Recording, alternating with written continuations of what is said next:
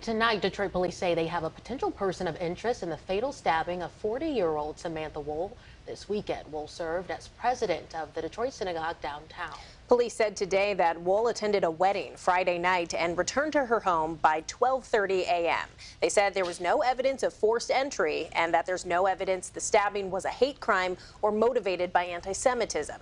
DPD is working with Michigan State Police and the FBI in the investigation.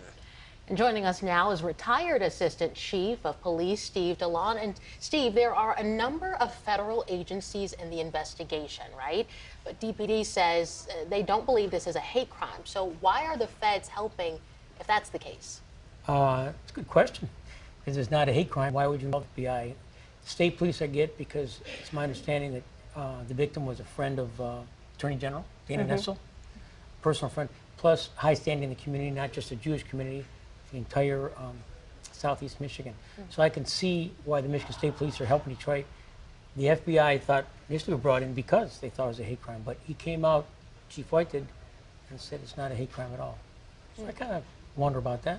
So a lot of people immediately jumped to that conclusion, or at least had the concern, the fear that it could be related to what is happening in Israel and Gaza right now. Could that be the only reason that the investigators had the same reaction and thought it might be time to involve the feds? Absolutely. I think initially that was the thought, what's happening in the Middle East, high-profile person. But if I was the first responder, and it's my understanding that she suffered multiple stab wounds, in my mind it's a crime of passion or hate.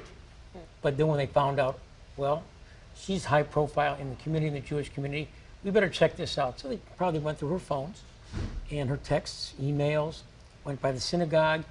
Is there any like a swastika or a racial epithet or a religious epithet like kill all Jews, see if that's there. They eliminate all that, they come back, go through email, stuff like that, and then it's, let's go back to square one. How does this person get in the house?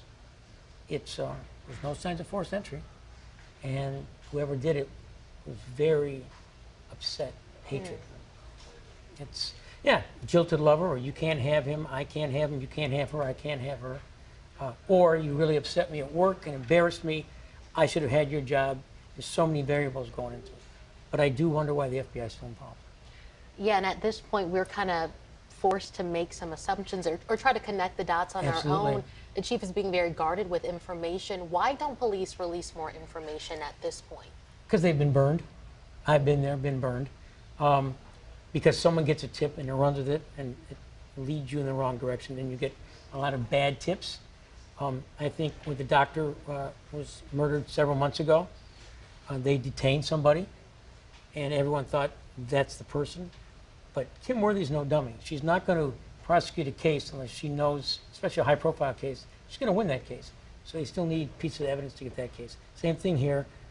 You don't want to get too much information out because if you're the murderer, and they say the first 48 hours, you want to make sure they get locked into an alibi, or the witnesses aren't intimidated. So there's a lot of variables, and White's being smart this way.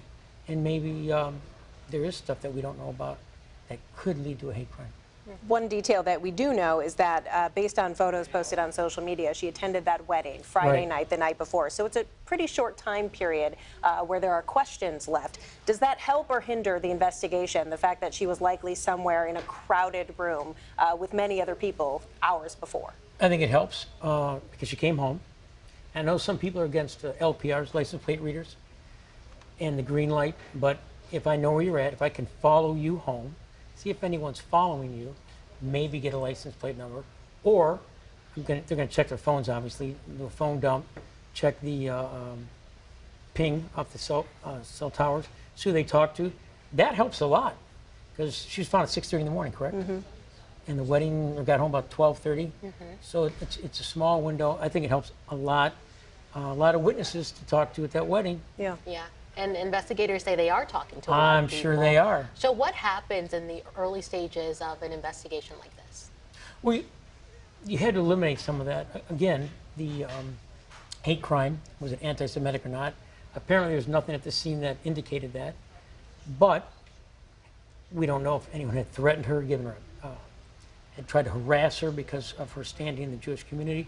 So you look at that and you say, okay, no, no, no, no, no, maybe. and then you move on. And we go back to this individual, and they haven't said if they found the weapon yet, right? No, They No, I don't think so. not aware of one. Okay, exactly.